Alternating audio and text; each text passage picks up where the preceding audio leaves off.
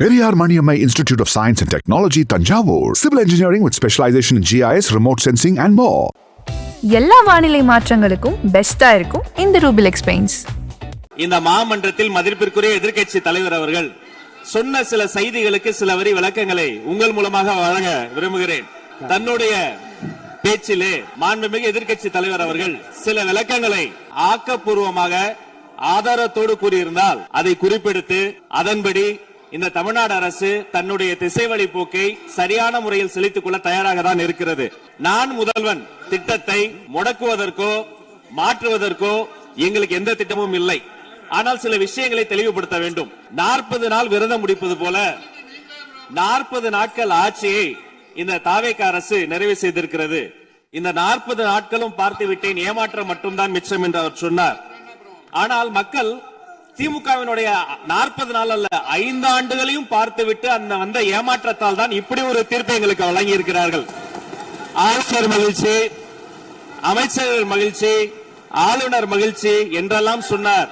இந்த அரசில் தமிழ்நாடு மக்கள் மகிழ்ச்சியாக இருக்கிறார்கள் என்பதை தான் இன்றைய சட்டமன்றத்தினுடைய போக்கு காட்டுகிறது. ஆனா எங்களுடைய முதலமைச்சர் அவர்கள் தொடங்கின நான் முதல்வன் திட்டத்தை நீங்க முடக்கிற முயற்சியில இறங்கியிருக்கீங்கன்னு கேள்விப்பட்டோம். தமிழ்நாட்டில் இருக்கக்கூடிய ஒவ்வொரு இளைஞர்களும் அவங்களுடைய துறைகள்ல நான் முதல்வன் அப்படின்னு உருவாகணும் தான் எங்களுடைய தலைவர் இந்த திட்டத்தை கொண்டு வந்தாங்க. நான் முதல்வன் திட்டத்தை பொறுத்தவரை தமிழ்நாடு முழுக்க இருக்கக்கூடியவர்களை நான் முதல்வன் நான் முதல்வன் என சொல்ல வைத்துவிட்டு ஒரே ஒரு குடும்பத்தில் மட்டும் முதல்வர்கள் வந்து கொண்டிருக்கின்ற போக்கை மாற்றுவதற்காக தான் இப்படி ஒரு சட்டமன்றம் அமைந்திருக்கிறது. தமிழ்நாடு வரலாற்றில் முதல் முறை முதலமைச்சர் மட்டுமல்ல, மாண்புமிகு சி ஜோசப் விஜய் அவர்கள் முதல் முறையிலேயே முதலமைச்சராக இருக்கிறார். அவருக்கு பிறந்த நாள் வாழ்த்துக்களையும் சொல்லிக் கொண்டு நிதி ஆயோக் கூட்டத்தில் நம்முடைய தமிழ்நாடு இன்னைக்கு இந்தியாவிலேயே பொருளாதாரத்தில் இரண்டாவது பெரிய மாநிலமாக வளர்ந்துருக்கு அப்படிங்க பெருமையா பேசியிருக்கிறார். திரைப்படங்கள்ல தான் பாத்தீங்கன்னா ஒரே பாட்டுல ஏழையா இருக்கிறவன் ஒரே பாட்டுல 5 நிமிஷத்துல 4 நிமிஷத்துல பெரிய பணக்காரன் ஆயிடுவான். ஆனா அது மாதிரி நிஜத்துல ஒரு மாச ஆட்சியில தமிழ்நாடு மாதிரியான மிகப்பெரிய மாநிலத்தை அந்த அளவுக்கு எல்லாம் வளர்த்த முடியாது. இந்த சாதனைகள் எல்லாம் யார் ஆட்சி காலத்துல நடந்துச்சுன்னு மக்களுக்கும் தெரியும், மக்களும் பாத்துக்கிட்டு இருக்காங்க, முதலமைச்சருக்கும் தெரியும். நிதி ஆயோக் கூட்டத்தில் மாண்புமிகு முதல்வர் சொன்னதெல்லாம் 40 நாட்கள் நீங்கள் செய்திருக்க முடியாது, அது திமுக தான் காரணம் என்று சொன்னார்கள். நானும் அதை தான் சொல்கிறேன். இன்று அவர் சொன்ன சட்டம் ஒழுங்கு போதை பொருள் எல்லா பிரச்சனைக்கும் 5 ஆண்டு காலமாக அவர்கள் செய்த திமுக ஆட்சி தான் காரணமாக இருக்க முடியும் என்பதையும் சுட்டிக்காட்டிக் கொள்கிறேன். அரசு பள்ளியில் வழங்கப்படுகின்ற ஸ்கூல் பேக்ல முதலமைச்சரோட புகைப்படம் இல்லாம இப்பதான் முதல்ல வழங்குறோம் அப்படின்னு ஃபர்ஸ்ட் டைம் இந்த ஹிஸ்டரி அப்படின்னு டேக் போட்டு ஃபேக் நியூஸ் தொடர்ந்து பரப்பிட்டு இருக்காங்க. இதெல்லாம் எங்களுடைய திராவிட முன்னேற்ற கழகம், எங்களுடைய திராவிட மாடல் அரசுல எங்களுடைய முதலமைச்சர் கொண்டு வந்த திட்டங்கள். பள்ளி மாணவர்கள், ஒரு கல்வித்துறை அமைச்சர் தான், பள்ளி மாணவர்களினுடைய புத்தக பையிலே அன்றைய முதல்வர் ஸ்டாலின் படத்தை நாங்கள் போடவே இல்லையே என்று பெருமையாக சொன்னார். அப்புறம் ஏன் சார் லேப்டாப்ல மட்டும் அந்த படத்தை போட்டீங்க? நீங்க லேப்டாப்பில் போட்ட படத்தை எங்கள் மாணவர்கள் திண்ணர் வைத்து அழித்து விட்ட காட்சிகளும் சமூக வலைதளத்தில் பார்த்து கொண்டுதான் இருக்கிறோம். அறநிலையத்துறையின் அசையும் மற்றும் அசையா சொத்துக்களின் வருவாய் அதன் புனிதமான நோக்கத்திற்கு மட்டுமே பயன்படுத்தப்படும் அப்படின்னு ஆளுநர் உரையில இடம்பெற்றிருக்கு. இந்த கருத்தை பார்க்கும் பொழுது அறநிலையத்துறையே இருக்கக்கூடாது அப்படின்னு சொல்ற பாஜகவுடைய குரலாகத்தான் தாவேக அரசும் சொல்லுதா அப்படிங்கிற சந்தேகம் எங்களுக்கு வருது. பாஜகவும் வலதுசாரிகளும் சொல்றது இதுதான், அறநிலையத்துறை பள்ளி கல்லூரிகளை நடத்தக்கூடாது, அறநிலையத்துறை பள்ளி கல்லூரிகள் நடத்தக்கூடாது அப்படின்னு சொல்லிட்டு இருக்கிறாங்க. இதுக்காக வழக்கும் தொடர்ந்து இருக்கிறாங்க. இந்த நிலைப்பாடு திருமண மண்டபங்கள் வணிக வளங்களோடு நிற்குமா, இல்ல கல்வி நிறுவனங்களுக்கும் இந்த கண்டிஷன்ஸ் அப்ளை செய்யப்படுமா? ஒரு வரியில் சொல்லுகிறேன், கோயில் பிரச்சனையை முத்தமிழறிஞர் டாக்டர் கலைஞரினுடைய வசனத்தையே சொல்கிறேன்.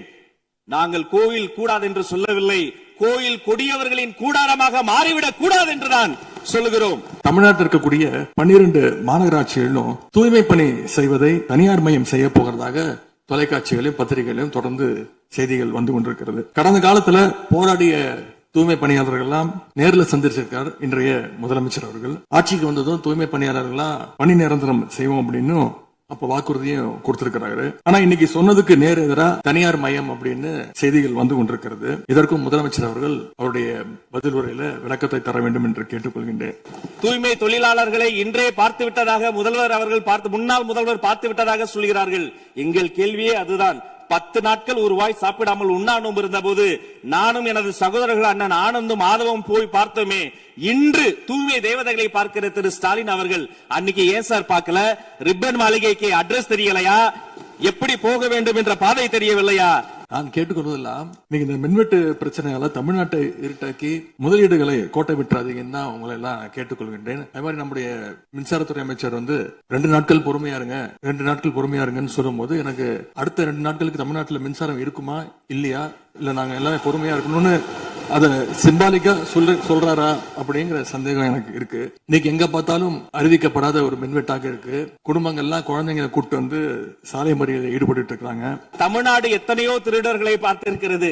அலிபாபாவும் 40 திருடர்களையும் கூட பார்த்திருப்பீர்கள். அலிபாபாவும் ஃபியூஸ் கேரியர் திருடர்களையும் இப்போதுதான் எங்களுடைய மின்சாரத்துறை அமைச்சர் பார்த்துக் கொண்டிருக்கிறார். அதை குறித்த நடவடிக்கை எடுக்கப்பட்டுக் கொண்டிருக்கிறது. அவர்கள் மின்வெட்டை குறித்து சொன்னதற்கு மாண்புமிகு புரட்சித் தலைவி அம்மா அவர்கள் இதே மாமன்றத்தில் சொன்ன ஒரு வரியை சுட்டிக்காட்ட ஆசைப்படுகிறேன். இந்த மாமன்றத்திலே தமிழ்நாட்டிற்கு மின்சார தடையை அறிமுகம் செய்த திமுக எதற்கு மின்சார தடையை பற்றி பேசுகிறது என்று அவர் கேட்டார். கலைஞர் வண்ண தொலைக்காட்சி கொடுத்தார்கள், அந்த நாட்களை பார்க்க முடியாது. கலைஞர் வண்ண தொலைக்காட்சி கரண்ட் இல்லாம கருப்பு வெள்ளையா பிளாக் அண்ட் ஒயிட்டாவே போன அந்த காலங்களை எல்லாம் மறந்துவிட்டு ஆதாரம் இல்லாமல் உண்மைக்கு புறமான செய்திகளை மாமன்றத்தில் அவர்கள் சொல்வதை இதோடு நிறுத்திக் கொள்ள வேண்டும். ஒரே ஒரு ஆறுதல், ஒரே ஒரு மகிழ்ச்சியான செய்தி என்னன்னா, ஆளுநர் உரையின் பொழுது சட்டமன்றத்துல பவர் கட் ஆகல. அதுக்கு இந்த அரசை பாராட்டலாம்னு நான் நினைச்சேன். அப்படி நினைக்கும் போது பாத்தீங்கன்னா சட்டசபை நிகழ்ச்சியை லைவ்ல கட் பண்ணிட்டாங்க. இன்னைக்கு லைவ்ல வந்துட்டு இருக்கா அப்படின்னு எனக்கு தெரியல, கொடுத்திருக்கிறதா சொன்னாங்க. நேரலையை குறித்து கேட்டார்கள். எனக்கு ஆச்சரியமாக இருக்கிறது. 3 ஆண்டு காலமாக ஒரு தொழில்நுட்ப கோளாறாக அன்றைய சபாநாயகர் நேரலையை இருட்டடிப்பு செய்து விட்டார். ஆனால் இன்று மாண்புமிகு சபாநாயகர் நேரலையை கொடுத்துக் கொண்டிருக்கிறார். அவருக்கு எங்கள் சார்பாகவும் நன்றியை கூறிக்கொண்டு, அரசினுடைய இந்த ஏமாற்று அறிவிப்பை கண்டிச்சு போராட்டம் நடத்தின விவசாயிகள் மேல தடியடியும் நடத்தியிருக்கீங்க. தேர்தல் பிரச்சாரத்தின் போது முதலமைச்சர் சொன்னாரு, எனக்கு இன்னொரு ஜென்மம் இருந்தா நான் விவசாயியா பிறக்கணும்னு ஆசைப்படுறேன்னு முதலமைச்சர் சொல்லியிருக்கிறார். ஆனா இன்னொரு பக்கம் விவசாயிகள் மேல தடியடியும் நடத்தியிருக்கீங்க. விவசாயியா பிறக்க இன்னொரு ஜென்மம் எல்லாம் தேவையில்லை, எப்ப நினைச்சாலும் போய் விவசாயி ஆயிடலாம். ஆகவே வெற்று வார்த்தைகளால விவசாயிகளை ஏமாத்தாம இந்த அரசு செயல்படணும்னு நாங்க விரும்பி கேட்டுக்கொள்கின்றோம். விவசாயிகளை குறித்து இந்த மாமன்றத்தில் ஒன்று சொல்கிறேன். தமிழ்நாடு வரலாற்றிலேயே விவசாயிகளினுடைய சங்கத்தின் தலைவர்கள் மீது குண்டாஸ் போட்ட ஒரு சர்க்கார் திமுக சர்க்கார். ஆனால் அவர்கள் கண்ணீரை போக்க நாங்கள் போராடி கொண்டிருக்கிறோம். அரசு பள்ளிகள்ல நடக்கிற கூத்தெல்லாம் பார்க்கும்போது ரொம்ப அதிர்ச்சியாக இருக்கின்றது. முன் எப்போதும் இல்லாத வகையில அரசு பள்ளிகளுக்குள்ள சட்டமன்ற உறுப்பினர்கள் போறாங்க, தப்பில்ல, போகணும், ஆய்வுகள்லாம் செய்யணும். ஆனா பள்ளி மாணவர்கள் மத்தியில மோசமான கருத்துக்களை கொண்ட பாடல்களை எல்லாம் ஒளிபரப்பி எல்லாரும் டான்ஸ் ஆட சொல்றாங்க.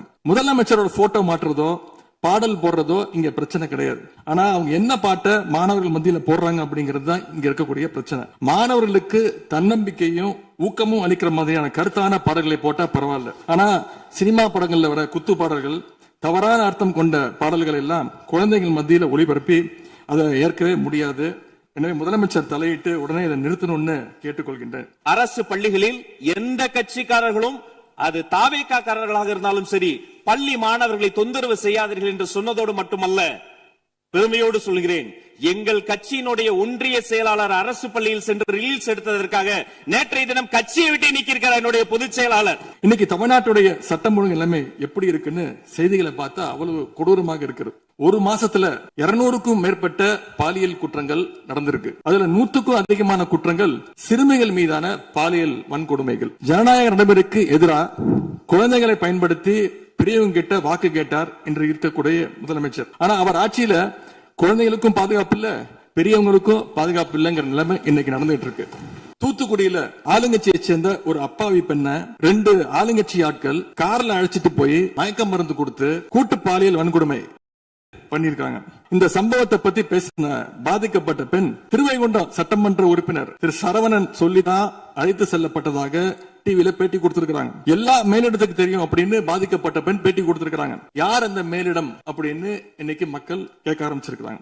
சட்டம் ஒழுங்கு பிரச்சனையை பற்றி பேசுகிறவர்களுக்கு அண்ணா பல்கலைக்கழகம் நினைவுக்கு வரவில்லையா? அண்ணா நகரில் பெத்த பிள்ளைக்கு கொடுமை நடந்ததற்கு கம்ப்ளைண்ட் கொடுக்க வந்த அப்பா அம்மா மீதை அடித்து துன்புறுத்தியது நினைவுக்கு வரவில்லையா? யார் அந்த மேலிடம் என்று கேட்பவர்களுக்கு யார் அந்த சார் என்பது நினைவுக்கு வரவில்லையா என்பதை உங்கள் மூலமாக நான் கேட்டுக்கொள்கிறேன். To remain silent in the face of evil is itself evil அப்படின்னு ஒரு பழமொழி உண்டு. அது யாருக்கு பொருந்ததோ இல்லையோ இந்த அரசுக்கு சரியாக பொருந்தது. இடையில் ஆங்கிலத்தில் ஒரு விஷயம் சொன்னார், to remain silent. I want to quote Walter.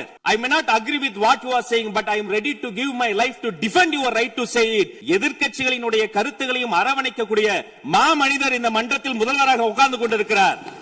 ஆக்கப்பூர்வமான விமர்சனங்களை சொல்வீர்கள் என்று பார்த்தால் திரும்ப திரும்ப அரசியல் விமர்சனங்களை மட்டுமே சொல்லிக் கொண்டிருக்கிறீர்கள். 3 சீட்டர் சோஃபா 3 சீட்டர் சோஃபா இன்னைக்கு 5 சீட்டர் சோஃபாவா அப்கிரேட் பண்ணிருக்கீங்க. ஏற்கனவே சோஃபா அனுப்பி அடுத்த கட்சி எம்எல்ஏக்கெல்லாம் இழுத்துக்கிட்டு இருந்தீங்க. இன்ஸ்டாமார்ட்ல பொருட்களை வாங்குற மாதிரி இன்ஸ்டன்டா எம்எல்ஏக்களை வாங்கிட்டு இருக்கீங்க. வாங்கி ராஜினாமா செய்ய வச்சு விட்டு இருக்கீங்க. இந்த சோஃபா கதையை என்னைக்கு விட போகிறார்கள்? எங்கள் தலைவர் சினிமாவை விட்டாலும் அவர்கள் அட்லி என்கிறார்கள், புஷ்பா என்கிறார்கள், ஜுராசிக் பார்க் என்பார்கள் போல் இருக்கிறது. நான் ஒன்று சொல்லிக் கொள்கிறேன், அந்த சோஃபா அவர்கள் வாங்கியது, அவர்களினுடைய வசதி கருத்து வாங்கியது. மதிப்பிற்குரிய அண்ணன்களை நீங்கள் சிறுமைப்படுத்தக் கூடாது. ஆனால் ஒன்று உறுதி, எந்த காரணம் கொண்டும் பார்க்க வருகிற கூட்டணி தலைவர்களுக்கு மட்டும் பிளாஸ்டிக் சேர் போட்டதை போல சிறுமைப்படுத்தக்கூடிய கட்சி தமிழக வெற்றிக் கழகம் இல்லை என்பதை இந்த நேரத்தில் நான் தெரிவித்துக் கொள்கிறேன். சிங்கப்பெண் படைன்னு ஒரு திட்டத்தை முதலமைச்சர் அவர்கள் தொடங்கினார். அந்த திட்டம் வந்த அடுத்த நாளே காவல்துறை சேர்ந்த ஒரு பொண்ணுக்கு 3 பேர் பாலியல் தொல்லை கொடுத்திருக்கிறாங்க. சென்னை மற்றும் சுற்றுப்புறங்கள்ல மட்டும் கடந்த ஜூன் 12ஆம் தேதி 24 மணி நேரத்துல 12 பாலியல் வன்கொடுமை கேசஸ் ரிப்போர்ட் ஆயிருக்கு. சிங்கப்பெண் படை குற்றவாளிகளை சேஸ் பண்ணுவாங்கன்னு பார்த்தா அவங்களும் கூட ரீல்ஸ் போட்டு போஸ்ட் பண்ணிட்டு இருக்காங்க. மன்னன் எவ்வழி மக்கள் அவ்வழின்னு சொல்லுவாங்க. அதை சிங்கப்பெண் படை ஃபாலோ பண்ணதோன்னு மக்களுக்கு சந்தேகம் வந்துருச்சு. சிங்கப்பெண்களை குறித்து அன்றே விழிவாக தெளிவாக அழகாக நான் கூறிவிட்டேன். சிங்கப்பெண்கள் இந்த நாட்டினுடைய தமிழ்நாடு அரசினுடைய பொக்கிஷம். அவர்களை குறித்து மீண்டும் மீண்டும் இப்படி சிறுமைப்படுத்தி பேசியதற்காக மாண்புமிகு பேரவைத் தலைவர்கள் அதை கண்டிக்க வேண்டும். சிங்க பெண்களை குறித்து இனி யாராவது தவறாக பேசினால் அதை அனுமதிக்க கூடாது. இப்படி தவறாக பேசியதற்காக அவர்கள் மன்னிப்பு கேட்க வேண்டும் என்று தமிழக வெற்றி கழகத்தினுடைய அரசு சார்பில் கேட்டுக் கொள்கிறேன். வாக்குறுதிகளை பற்றியெல்லாம் பேசினார்கள். பொதுவாக வாக்குறுதிகள் சர்வதேச அளவில் பொலிட்டிக்கல் பினாமினல் எப்படி உருவாகிறது? ஒரு பிரச்சனை, அந்த பிரச்சனைக்கான ஒரு சொல்யூஷன்ஸ், அதை எந்த பொலிட்டிக்கல் இன்டர்ஃபரன்ஸ் இல்லாமல் செயல்படுத்தக்கூடிய ஒரு செயல்முறை, பின்பு வரக்கூடிய அந்த வெற்றியை ரோடு போடுவோம் என்று சொல்லி ரோடு போட்டதை காண்பித்து எக்ஸிபிட் செய்து அவர்கள் முன்னோக்கி செல்வார்கள். ஆனா இங்க பொறுத்த வரைக்கும் நாம தமிழ்நாட்டில் இதுவரைக்கும் ஆண்டவர்கள் பிரச்சனையை ஐடென்டிஃபை பண்ணி சொல்லவே மாட்டாங்க. ஏன் தெரியுமா? அந்த பிரச்சனையே அவங்கதான். அவங்களே அவங்களை ஐடென்டிஃபை பண்ணி எப்படி சொல்ல முடியும்? சரி, அதுக்கு பாசிபிள் சொல்யூஷன் சொல்லி பொலிட்டிக்கல் இன்டர்ஃபரன்ஸ் இல்லாம அதை செயல்படுத்த முடியுமா? ஒரு முனிசிபல் கவுன்சிலர் தொடங்கி மாண்புமிகு அமைச்சரினுடைய வீட்டில் இருக்கிறவர்கள் வரைக்கும் கமிஷன் மீது கமிஷன் அடித்து அந்த ப்ராஜெக்டே முடியாது. கடைசியில் எதை விளம்பரம் செய்வது? அந்த திட்டத்தினுடைய வெற்றியையா எதை விளம்பரம் செய்வது என்றே தெரியாமல் தங்கள் தலைவரை, அதுவும் ஒரு குடும்பத்தை மட்டுமே வெறித்தனமாக விளம்பரம் செய்து செய்தி விளம்பரத்துறையின் கஜானாவை துடைத்து வைத்து சென்றிருக்கிறார்கள் என்பதையும் இந்த மாவட்டத்துக்கு தெரியப்படுத்த நான் கடமைப்பட்டிருக்கிறேன். இன்னும் ஒவ்வொரு வரியிலும் ஆக்கப்பூர்வமாக அறிவியல் பூர்வமாக எதையாவது சொல்வார்களும் நான் தேடி தேடி பார்த்தேன். அவராக 40 நாட்கள் தேடி பார்த்து ஏமாற்றம் அடைந்தார். நான் 40 நிமிடத்திலேயே ஏமாற்றம் அடைந்து விட்டேன். இதை சொல்ல வேண்டும் என்று சொன்னால் ஒரு நகைச்சுவை காட்சியில் சொல்வதை போல அதுல ஒண்ணுமே இல்ல, கீழே போட்டுருங்க. நன்றி சட்டப்பேரவை தலைவர் அவர்களே.